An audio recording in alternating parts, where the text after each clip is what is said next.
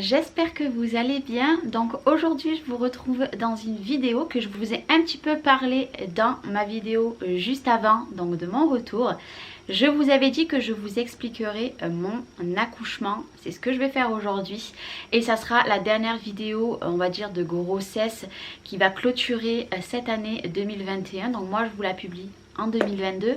Nous sommes actuellement le 3 février et je vais vous expliquer mon récit de l'accouchement. Donc vous l'avez su, j'ai accouché le 26 décembre, donc j'ai accouché après terme, j'ai accouché à 41 semaines et 2 jours. Donc pour celles qui ne le savaient pas, en fait ce qui s'est passé c'est que Noé a eu le Covid. Il a été testé positif la dernière semaine avant les vacances. Donc isolement pour tout le monde pendant 10 jours. Et il s'avère que pour Noël, du coup, on n'a pas fait Noël en famille. J'ai fait uniquement Noël avec mes 4 enfants et mon chéri.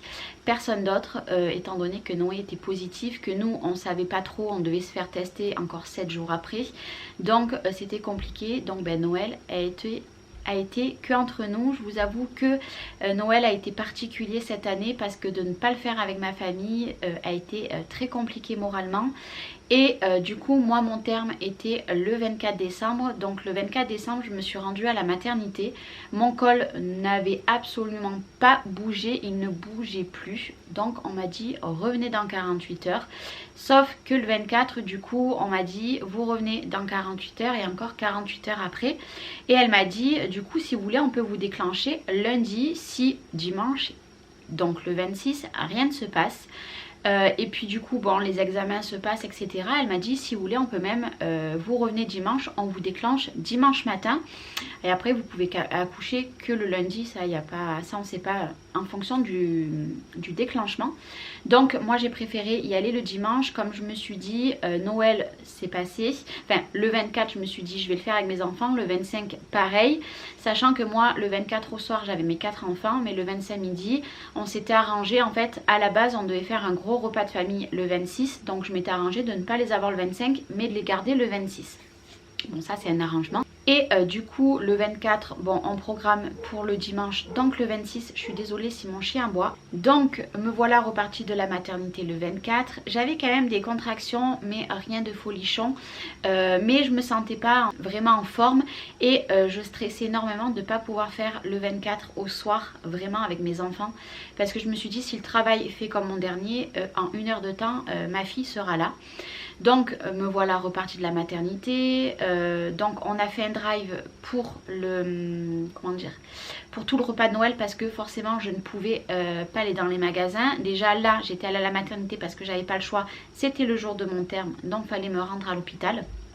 Donc j'y suis allée toute seule parce que voilà je pouvais pas y aller avec quelqu'un d'autre, ce n'était pas possible. Donc je rentre à la maison. On prépare notre petit repas pour le soir, donc le 24. J'ai pu faire le 24 avec mes enfants. Donc le 24 j'étais vraiment pas bien le soir.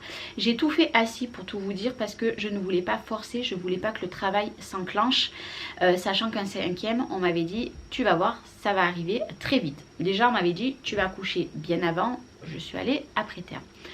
La nuit du 24 au 25 se passe, ma foi, tout se passe bien et tout. Le 25, nickel. J'avais que mes 2 enfants et mon chéri. On passe notre journée ensemble, toujours cloîtrés à la maison, j'ai envie de vous dire. Et le 25 au soir, j'étais vraiment pas top. J'étais très fatiguée et les contractions commençaient à s'enclencher à partir de 22 h le soir. J'ai passé une nuit catastrophique.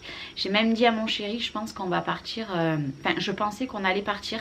Je savais que la nuit allait être très compliquée. Il voulait que j'aille à la maternité. La nuit se passe. Me voilà partie pour mon rendez-vous. Donc, il fallait que je sois à 9 h à mon rendez-vous. Donc, on part à 8 h 10. Je passe voir ma belle-sœur à son travail avant pour qu'elle me voie une dernière fois enceinte.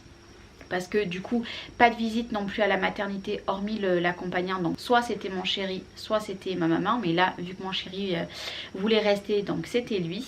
Nous voilà arrivés à la maternité. Donc on nous fait tout ce qu'on nous fait d'habitude.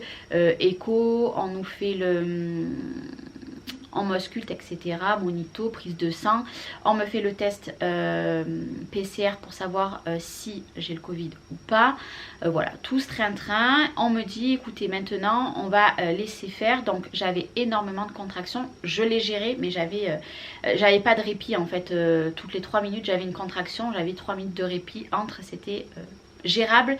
Mais voilà, donc on me dit on va vous attribuer une chambre et on vous garde, de toute façon vous ne repartez pas, et on vous déclenchera en début d'après-midi si le travail ne se fait pas plus. Donc nous voilà, après tout ce qu'on m'a passé, etc., nous voilà partis en chambre. Il est à peu près 10h30, 11h. Donc on range nos affaires, on demande le lit de camp pour mon chéri, etc. On va marcher, donc on fait un quart d'heure de marche dans tout l'hôpital, etc. Voilà, on remonte, j'en pouvais plus. Moi les contractions étaient toujours là, mais je savais que rien ne se faisait de plus. Donc on vient m'ausculter, ça n'avait rien bougé, mais vraiment rien du tout. Les contractions étaient toujours là, mais rien de plus.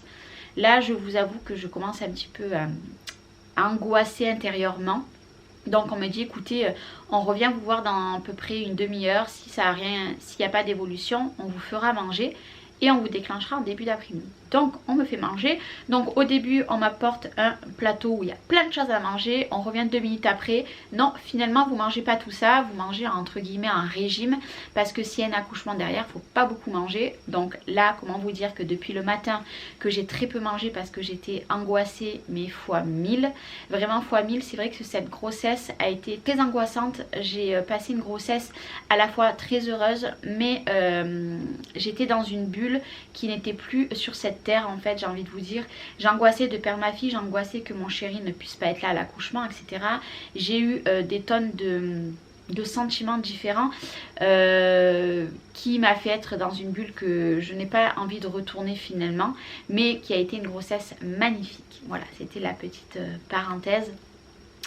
Et du coup je mange, bon pour le peu que j'ai mangé, heureusement que j'avais gardé, je sais plus si c'était une pomme ou je sais plus, quelque chose à côté en plus que sur le plateau finalement on me l'avait enlevé, mais moi je l'avais mis de côté et je l'ai mangé le lendemain. Je crois que c'était un yaourt. Non, c'était une danette au chocolat mais que je n'ai pas pu manger parce que je l'ai mise dehors parce qu'il faisait très froid et au final je ne l'ai pas mangée plus tard, donc ben, finalement elle est partie à la poubelle. Voilà, rien d'une pomme, hein, tout à fait. Bref, et du coup nous voilà à peu près 13h30, le boulot n'a pas fait, il n'y a rien qui a fait, donc là on décide de me mettre en salle d'accouchement et de me déclencher.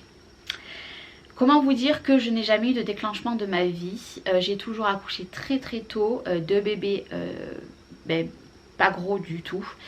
Donc voilà, je me suis dit là déjà après terme, etc. Un déclenchement, j'y vais à l'aveugle, je ne sais pas du tout ce que c'est. Donc on me réexamine, etc. Rien n'a fait, mais vraiment rien du tout. Donc en fait on m'a fait un déclenchement, je ne sais pas exactement le produit qu'il y a dedans, mais en fait c'est une perfusion.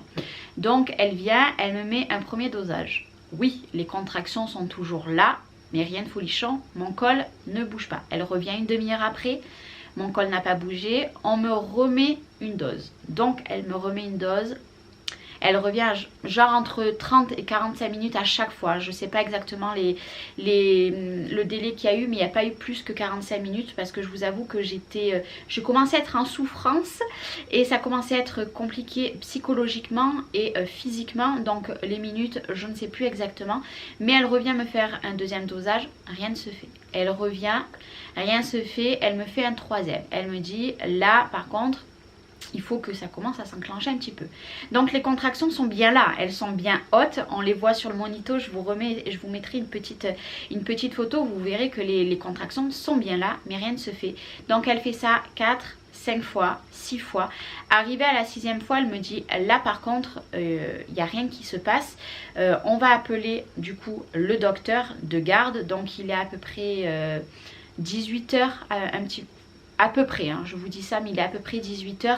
Mais j'avais fait un récit sur TikTok, si vous voulez aller le voir, je vous explique bien les heures, etc. Parce que là, le temps a passé, j'ai un petit peu oublié et il faut que j'oublie parce que ça a été catastrophique. Donc elle appelle le docteur il lui dit écoutez, parce qu'elle lui dit elle est toujours à 2, la dame, rien ne se passe. Depuis le matin elle est à 2, enfin rien ne se passe, il faut faire quelque chose. Donc le docteur lui dit il faut lui percer la poche des os. Mais la sage-femme ne voulait pas, le travail était pas là en fait. Pour elle, elle me dit vous n'êtes pas en travail. J'ai écouté, vu les contractions que j'ai, oui je suis en travail, je connais quand même mon corps. Ça a commencé un petit peu même à m'agacer parce que du coup on ne me croyait pas que les douleurs je n'en pouvais plus parce que là j'étais vraiment, je tremblais. En plus c'était quelque chose d'horrible parce que quand on tremble comme ça c'est compliqué. Voilà, mon corps il tremblait, j'avais mal, j'étais fatiguée, j'étais contrariée, j'étais énervée. En plus le monito, vu que la petite bougeait énormément, ça me détectait plus le cœur à chaque fois, donc dans ma tête psychologiquement ça n'allait pas du tout. Donc on laisse un petit peu, elle me remet encore une 7e fois un dosage et là elle me dit écoutez on va arrêter et ça ne sert à rien, on reprendra demain. Donc comment vous dire que je lui ai demandé comment ça allait se passer, est-ce que j'allais avoir une césarienne, moi qui en ai jamais eu. Je lui ai demandé mais est-ce que les contractions ça va s'arrêter parce que je ne peux pas passer une nuit comme ça. Il était quasiment 19 h, je ne pouvais pas, c'était vraiment pas possible, je ne m'en sentais pas capable, j'en pouvais plus, voilà. Et elle me dit je peux pas vous faire mettre la péridurale maintenant parce que vous êtes qu'à 2. Oui par contre je n'avais plus du tout de col, il y avait tout été effacé et tout, mais en fait il ne s'élargissait pas entre guillemets. Comment dire, les termes exacts moi je les connais pas, hein. Je suis pas sage-femme, gynéco etc, mais en fait ça ne s'écartait pas, il n'y avait plus rien mais ça ne s'écartait pas parce qu'il faut savoir que qu'un col à la base il est long, je sais plus exactement, je crois qu'il fait 3,5 cm et en fait il est comme ça, il est long et après vous avez la tête de bébé et après il faut qu'il s'élargisse, mais là il y avait plus ce col en fait, il fallait juste que ça s'élargissait mais ça ne marchait pas. Donc elle me fait une écho, elle me dit on va quand même contrôler que cette chipie ne se soit pas retournée parce que si je suis en siège, si la petite est en siège, forcément le travail ne peut pas avancer, je ne peux pas accoucher comme ça. On regarde, non, sa tête était toujours en bas, sauf que sa tête, ça on l'a su un petit peu après, sa tête était pas bien positionnée. En fait au lieu d'appuyer sur mon col, elle appuyait sur le côté, donc forcément mon col ne pouvait pas s'ouvrir. Mais ça on l'a su plus tard. Pourquoi? Parce qu'en fait ce qui s'est passé c'est que le docteur est quand même arrivé, il est venu m'ausculter et comment vous dire que là ma vie a basculé. Pourquoi? Parce qu'il décide de m'ausculter, donc c'était une personne de garde qui vient de temps en temps. Comment vous dire que sa tête déjà, elle me plaisait pas quand il est arrivé. Il m'ausculte et là, comment vous dire que j'ai eu des douleurs que je ne souhaite à personne dans ma vie, même les personnes que je déteste, je ne leur souhaite pas. Pourquoi? Parce que en fait il m'a fait un décollement des membranes sans me le dire déjà, donc ça il n'a pas le droit, sans me le dire, et en fait il a écarté lui-même le col comme il peut, donc de 2 je suis passée à 3 d'un coup, mais vraiment d'un coup. En plus il est resté pendant au moins 5 minutes à l'intérieur à me faire quelque chose de malade, j'en pleurais. Croyez-moi, je ne suis pas quelqu'un de douillette, hein, je suis tatouée de partout, etc. Je suis vraiment pas douillette du tout, j'ai accouché 2 fois sans péridurale. Comment vous dire que là, c'était une douleur, j'arrêtais pas de pleurer. Il me disait, mais madame, ça va aller. Non, ça va pas aller. Et en fait, il m'a fait énormément mal, donc monsieur repart. Il me dit non mais de toute façon le travail est là, maintenant elle est à 3 doigts larges, en plus il avait des doigts, comparé à des femmes c'est pas pareil, hein. Je suis désolée hein, là vraiment je rentre dans des détails, mais pour vous expliquer en fait vraiment mon accouchement, que là pour moi ça a été très difficile. Déjà toute l'après-midi les contractions étaient très fortes, le produit marchait mais en fait vu que sa tête n'était pas au bon endroit, à quelques centimètres voire millimètres, hein, mais elle n'était pas au bon endroit, donc rien ne se faisait par rapport à ça. Autrement je pense que j'aurais accouché directement, il n'y aurait même pas eu besoin de déclenchement. Donc il part et tout, la sage-femme elle savait plus où se mettre, donc la sage-femme à la base sa garde devait finir à 8 h et en fait elle est restée avec moi jusqu'à l'accouchement. Elle a été géniale, elle n'a pas par là mais voilà, elle a été vraiment exemplaire et je la remercierai jamais assez. Elle savait plus où se mettre, elle s'excusait, elle a vu qu'il m'avait fait mal et là c'était horrible, j'avais une douleur fois 1000. Donc il arrive qu'il est à peu près 7h15, 7h30, quelque chose comme ça. Je dis à mon chéri qui était blanc, va manger, moi je peux pas manger, va manger, va dans la chambre, c'était juste à côté au bout du couloir en fait, parce que nous tout est dans le même couloir, la salle d'accouchement etc, le bloc, tout, bon, bref tout ça. Donc je lui dis va manger et je décide de me mettre sur le côté. Et là comment vous dire, qui part. Et 5 minutes après, j'ai une sensation de... Cette sensation, en fait, comme si on débouche une canette. Voilà, ce... Oh, cette sensation m'a paru très bizarre parce que pour mon dernier, en fait, j'ai rompu la poche des os en même temps que j'ai poussé parce qu'en fait, presque il sortait coiffé. Donc les bébés coiffés, pour celles qui ne connaissent pas, c'est les bébés qui sortent encore dans leur liquide amniotique, dans la poche amniotique. Je vous invite à aller sur YouTube ou alors je vous mettrai une petite photo, pourquoi pas ici. Je vais essayer de vous trouver ça. Mais moi, en fait, c'est en poussant que la poche des os s'est fissurée. Donc, j'en avais plus le souvenir des autres, en fait, comment ça s'était passé. Et là, je me suis dit, c'est bizarre. Et prochaine contraction, donc il faut savoir que là, mes contractions étaient toutes les minutes, voire 1 minute et demie. En fait, j'avais une contraction qui montait, montait, montait et qui redescendait et qui repartait aussi sec. Je n'avais plus de répit, je n'en pouvais plus, je n'avais toujours pas de péridurale. Et là, j'entends un deuxième. Et là, d'un coup, trempé. J'avais percé la poche des os, enfin. Donc là, je savais que le travail allait être rapidement et que là, je repartais plus en chambre.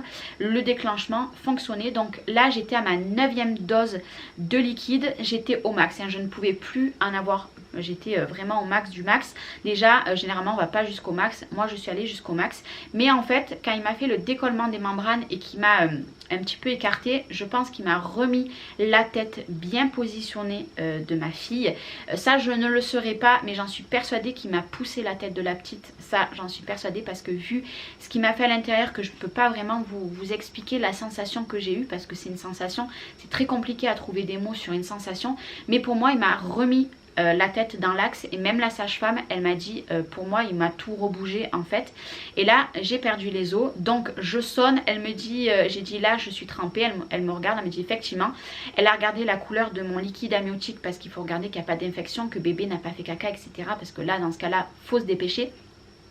Donc là je décide d'envoyer un message à mon chéri qui malheureusement n'a même pas pu manger un quart de ce qu'il avait dans son repas parce que ça s'est passé 5 minutes après, donc il n'a pas eu le temps, il revient et effectivement je ressens encore une sensation là, une à 2 minutes après que le liquide sort. Donc là elle m'ausculte, elle me dit vous êtes à 4. Ah bon d'accord hein, mais je vous dis qu'il s'est passé même pas 10 minutes hein. Je suis à 4, donc là elle me dit bon le travail c'est bon et ça est enclenché, on va demander la péridurale, donc on appelle l'anesthésiste. L'anesthésiste franchement il est arrivé 5 minutes après. Je n'en pouvais plus, vraiment j'étais dans un état, j'en pouvais plus. Ils ont laissé mon chéri rester avec moi. Alors avant on faisait sortir l'accompagnant, maintenant apparemment non, donc il est resté avec moi et donc l'anesthésiste a été vraiment génial, vraiment ça a été quelqu'un d'extraordinaire. Il a été très gentil, généralement ils sont pas top mais alors lui il a été vraiment au top. Donc on me fait la péridurale, il reste avec moi 5 minutes pour voir si elle commençait à faire effet. Ma jambe gauche je commençais à la sentir beaucoup moins, par contre ma jambe droite, tout ce côté droit je le sentais toujours tout. Donc il m'a dit je reviens, il revient au bout de 5 minutes, il m'a dit vous calculez 4 contractions, si au bout de 4 vous ressentez encore la douleur, c'est que la péridurale ne fait pas effet, on vous remettra une dose. Donc au bout de 4 contractions il revient, je sentais encore un peu ma jambe droite mais je sentais que ça allait un petit peu mieux. Par contre la jambe gauche, tout le côté gauche, je ne sentais plus rien. Donc il me dit bon mais c'est bon ça marche et tout, je reviendrai vous voir plus tard. Et 20 minutes après, mais vraiment 20 minutes après, j'en pouvais plus, j'avais une douleur énorme du côté droit en fait qui s'était amplifiée et plus du côté gauche et je lui dis non mais je vous dis que ça pousse. Elle me dit non mais ça fait que 20 minutes c'est pas possible, elle m'ausculte et là j'étais à 9. Elle me dit oh punaise, sachant que pour accoucher il faut être à 10 et plus de col, mais moi ça le col je ne l'avais plus. Elle me dit effectivement on va s'installer tout, je dis par contre il faut se dépêcher parce que ça va aller très vite et donc ils s'installent vite, ils voient tout ce qu'ils font et tout. Je dis par contre ma jambe droite je sens tout, donc on décide de me remettre une dose de péridurale, sachant que moi je fais l'allergie à la morphine, donc ma péridurale a été entre guillemets, il y a eu quelque chose qui n'était pas pareil en fait, que j'ai pas comme tout le monde, donc je pourrais pas vous expliquer parce que je me rappelle plus ce qu'ils m'ont dit, mais moi c'était différent. Donc on m'installe etc. Et il est à peu près 21 h et des bananes, quelque chose comme ça. Et là, je suis à dilatation complète. Là, je suis passée de 9 à 10. Déjà de 4 à 9, je suis passée en 20 minutes. Et après, je suis passée directement et je leur disais, mais ça va arriver, elle arrive et tout. Donc, on décide de commencer la poussée. Et en fait, la poussée a duré très longtemps. J'ai accouché à 22h45. Bon, normalement 44, mais eux, ils ont marqué 22h44. La poussée a été très longue. En fait, c'était un très gros bébé. Donc, je vais vous dire les kilos après, hein. Mais en fait, il faut savoir que, bon, mon chéri a tout regardé. Je ne sais pas comment il a fait. Je lui ai dit, tu vas être choqué. Tu vas me regarder différemment. Mais lui, il a regardé. Il m'a même expliqué, parce que ça, je ne le savais pas, même après 5 bébés, que en fait, la tête d'un bébé, quand elle sort, elle n'est pas ronde. En fait, elle sort comme avec des bourrelets.